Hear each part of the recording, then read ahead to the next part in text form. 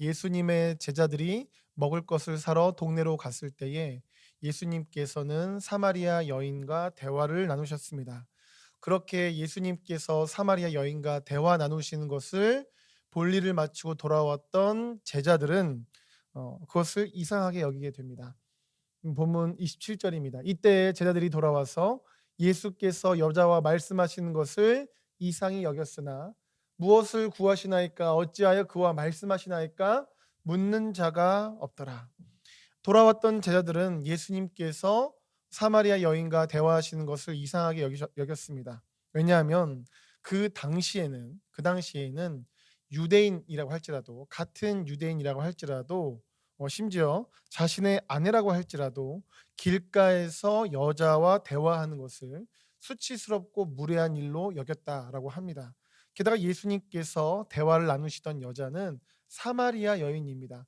유대인들은 사마리아 여인들, 이방인들을 굉장히 부정한 존재로 여기고 있었습니다. 그렇기에 제자들이 볼 때에 길가에서 예수님께서 여인과, 그것도 사마리아 여인과 대화 나누시는 것은 매우 매우 이해가 안 가는 장면이었습니다. 그러나 제자들은 그에 대해서 예수님께 이유를 묻지 않았습니다. 이상히 여겼지만 무엇을 구하십니까?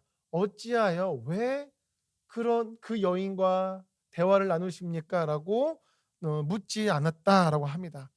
그 이유는 아마도 당시 온전하지 못했던 믿음을 가졌던 제자들이었지만, 그럼에도 불구하고 제자들은 예수님을 위대한 분으로 여겼죠. 그렇기 때문에 자신들이 이해가지 않는다 하여 그것에 대해서 이의를 제기하거나 따져 묻지 않았던 것으로 여겨집니다.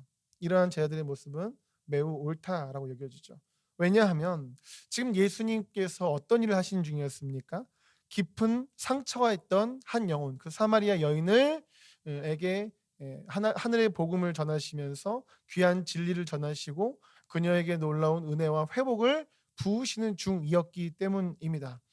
이러한 오늘 본문은 우리에게 중요한 메시지를 줍니다. 그것은 마치 제자들이 이 사마리아 여인을 향한 예수님의 사역에 대해서 이해를 못했던 것처럼, 예수님께서 우리의 깊은 곳을 만지시며 구원의 은혜를 부으시고 영적으로 우리를 치유하시며 회복하시는 과정들에 대해서 다른 이들은 이해하지 못할 수도 있다는 것입니다. 마치 주님께서 사마리아 여인에게 그 놀라운 은혜를 부으셨을 때 제자들이 이해 못했던 것처럼 말이죠.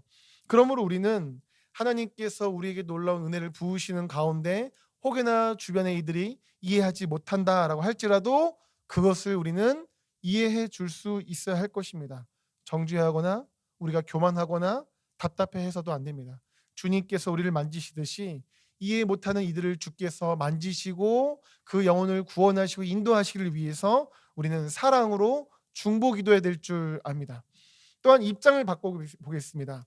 하나님께서 우리의 가족을, 우리의 이웃을, 우리의 공동체 지체들을 회복시키시고 하나님께서 구원의 은혜를 부으시며 그 믿음을 세우시는 것에 대해서도 우리가 다 이해할 수 없다라는 것을 우리는 기억해야만 합니다.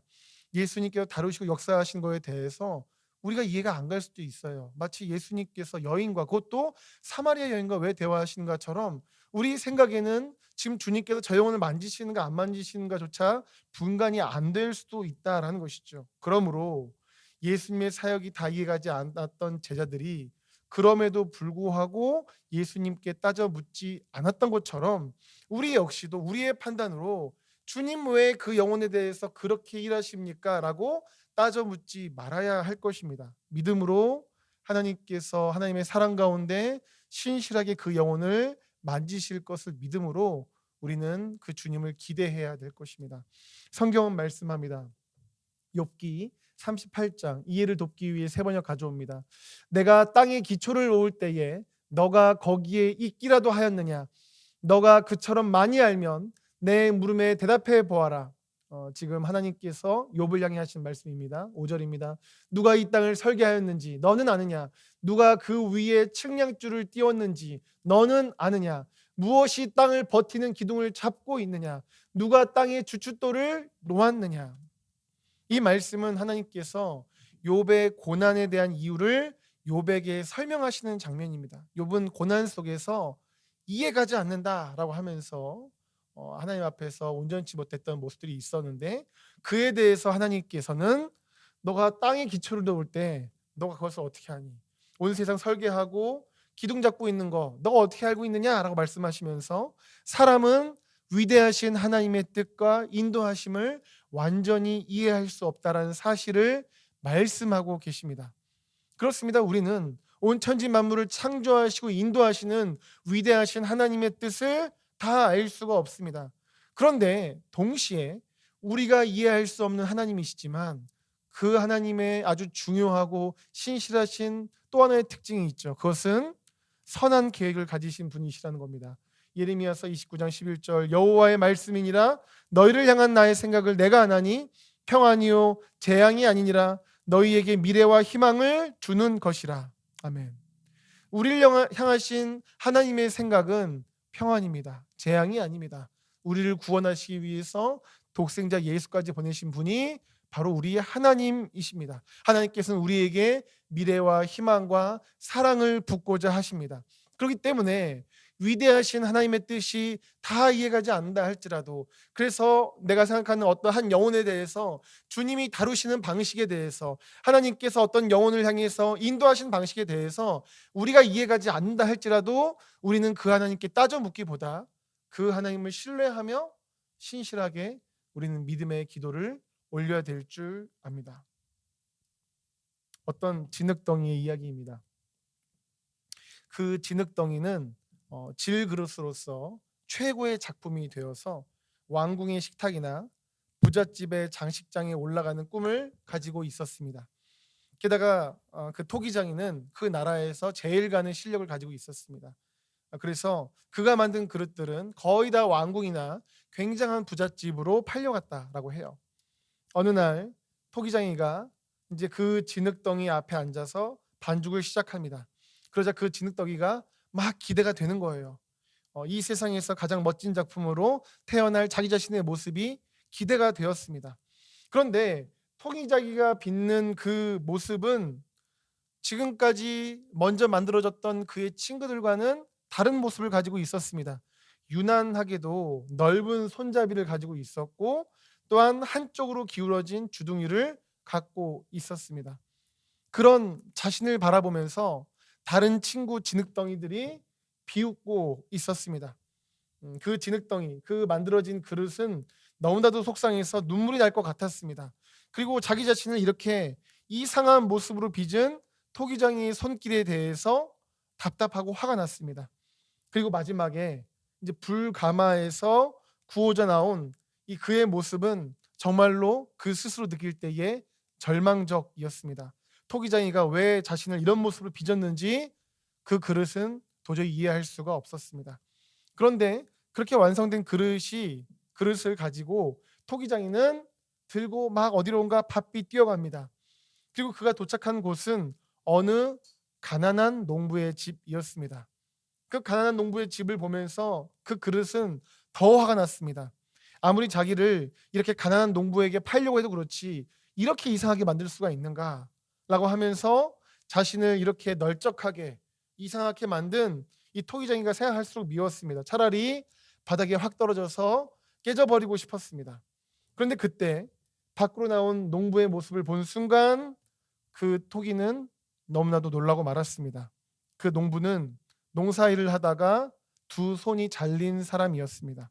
그래서 그 농부는 평범하게 생긴 그릇을 사용할 수가 없는 겁니다. 손이 없으니까 잡을 수가 없으니까요. 토기장이는 이 사실을 알고 이 농부를 위해서 손이 아닌 팔로 사용할 수 있는 그 그릇을 만든 것입니다. 그 농부는 그래서 이렇게 그릇을 붙잡고, 왜 유난히 이제 손잡이가 넓었는지 이해가 가죠. 그 그릇을 붙잡고 너무너무 감사하다고 토기장이에게 눈물을 글썽이면서 말을 합니다. 그러자 그 농부에게 토기장이가 말을 합니다. 제가 더 고맙습니다. 제가 질그릇을 만들면서 이렇게 기뻤던 적은 처음입니다. 이 그릇은 저의 최고의 작품입니다. 토기장이가 만든 최고의 작품이 그라는 사실을 그 그릇은 스스로 그제서야 깨닫게 되었습니다. 그리고 그를 믿던 토기장이의 그 따스한 손길과 계획을 그제서야 이해하게 되었다라고 합니다. 때때로 우리는 우리의 인생을 빚어가시는 하나님의 인도하심에 대해서 다 이해할 수가 없습니다. 우리가 원하는 대로, 왜 다른 사람들처럼 저렇게 내가 바라는 대로 내 인생을 빚어가지 않으시는가 여겨질 때도 있습니다. 하지만 하나님의 뜻은, 위대하신 하나님의 인도하심은 우리의 생각과 기대를 넘어서고 그것이 최선인 줄 믿습니다. 그분은 우리를 최고의 작품으로 빚고 계십니다. 그렇기에 우리는 우리의 연약함, 우리의 부끄러움, 우리의 고난과 고통에 대해서도 세상적인 인간적인 관점이 아니라 하나님의 관점으로 그것을 바라볼 수 있어야 할 것입니다. 우리의 고난 자체가, 연약함 자체가 선하다라고 할 수는 없겠지만 그 고난, 그 연약함을 통해서 우리의 생각을 넘어서 행하실 놀라운 일이 있음을 믿음으로 기억하며 바라볼 수 있어야 합니다. 카일 스트로벨의 글을 옮깁니다. 나는 만성 통증에 시달리고 있었다. 처음에는 내 삶이 그 통증의 지배를 받지 않도록 되도록 그 통증에 관해 생각하거나 걱정하지 않으려고 했다. 하지만 그럴 경우 내 고통은 무의미해진다는 것을 깨닫게 되었다. 내가 육체의 고통을 그저 극복해야 할 장애물로 여길 뿐이기 때문이다.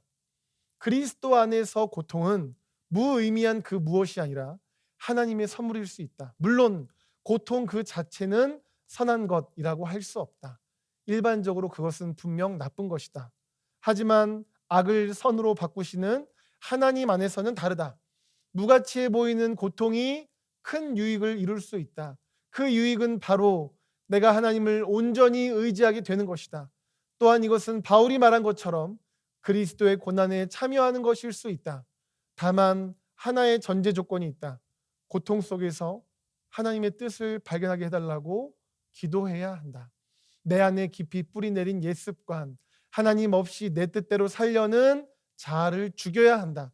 고난 자체가 그리스도를 의지하게 해주지 않는다. 즉 고난이 저절로 우리를 하나님께로 향하게 해주진 않는다.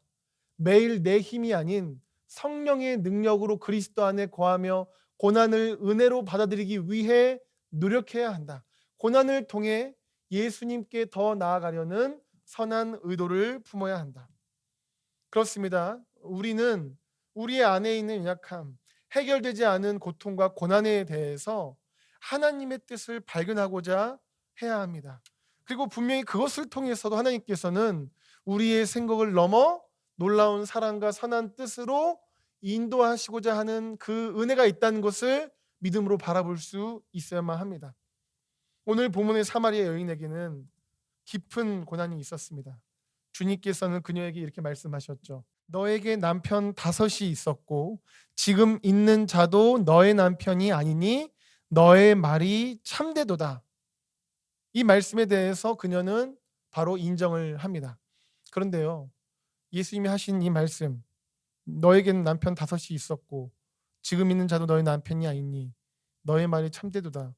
이 간단한 한 문장 같지만 사실 그것을 인생으로 살아온 사람에게는 얼마나 큰 고통의 시간들이었겠습니까? 어쩌면 그녀 안에서는 아직도 해결되지 않은 고통이 있었을지도 모르겠습니다.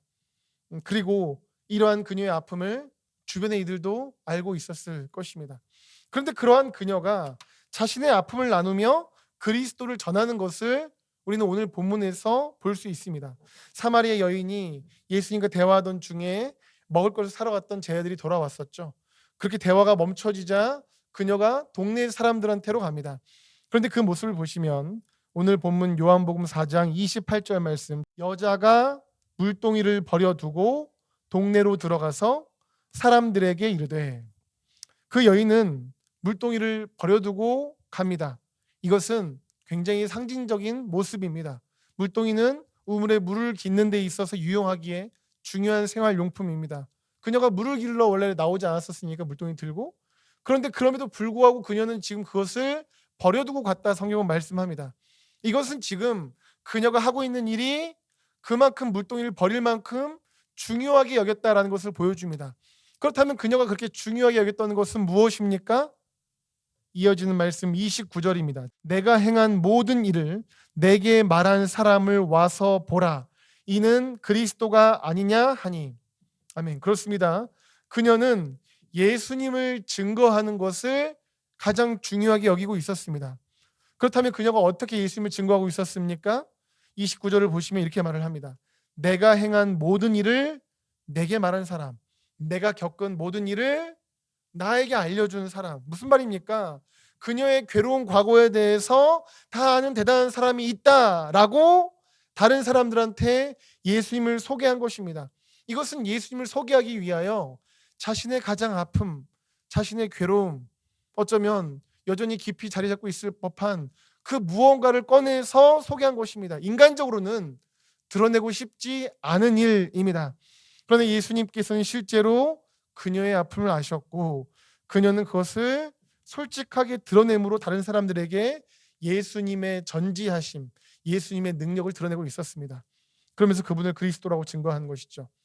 만약에 그녀가 자기를 자랑하면서 예수님을 증거했다면 어땠을까요? 내가 알아본 사람이 있다. 내가 알아본 엄청난 사람이 있다. 나니까 알아봤지 당신들이었으면 못 알아봤을 것이라는 식으로 자기의 고통을 나누면서가 아니라 자기의 자랑을 하면서 예수님을 소개했다면 어땠겠습니까? 아마 그렇게 오지 못했을 것 같습니다. 이처럼 그녀는 자신의 깊은 고통을 그리스도를 증거하는 데 사용합니다. 그녀의 고통은 그 고통 자체는 선한 것이라고 할 수 없겠죠. 하지만 복음을 증거하는 것에 그것이 쓰임 받고 있었습니다. 그랬기에 아니 그 기구한 인생을 살았던 그녀의 모든 일들을 아는 사람이 있다고 하면서 그 동네 사람들이 왔던 것이죠. 그래서 오늘 본문 30절에서는 이렇게 말씀합니다. 그들이 동네에서 나와 예수께로 오더라. 아멘. 이처럼 그녀의 부끄러움이, 그녀의 고통이 오히려 영광의 주님을 증거하는 것에 굉장히 강력하게 쓰임받게 되었습니다. 그녀가 아니면 할 수 없는 말이었겠죠. 그렇습니다. 우리 인생도 마찬가지입니다. 고통 없고 연약함 없는 인생이 없습니다. 고통 자체의 연약함이 상하다라고 할 수는 없겠지만 그것을 통해서 행하시고자 하는 우리를 너무나도 사랑하시는 선한 계획을 가지신 하나님의 깊은 뜻이 있습니다. 우리 각자를 하나님께서는 사랑하시고 우리를 하나님께서는 각자를 최고의 작품으로 만드셨습니다. 그렇게 우리는 우리에게 이 고통을 허락하신 하나님의 뜻을 여쭤볼 수 있어야 합니다. 이것을 해결해 주옵소서. 네, 중요한 기도 제목이겠죠. 하지만 이렇게만 하면 그 고통의 의미가 너무나도 적어지는 것이죠.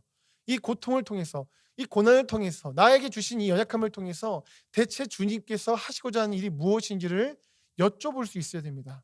그래서 그렇게 기도하시고 여쭤보시고 분별하시는 여러분들 되셔서 하늘의 구원이, 하늘의 평안이, 영원한 승리가 여러분들을 부르신 그 자리에서, 여러분들을 보내시는 그 자리에서 확장되어지고 사단 나라는 무너지는 놀라운 구원의 역사가 있는 귀한 인생들, 가정들, 삶의 터전들 되시기를 예수님의 이름으로 축복합니다.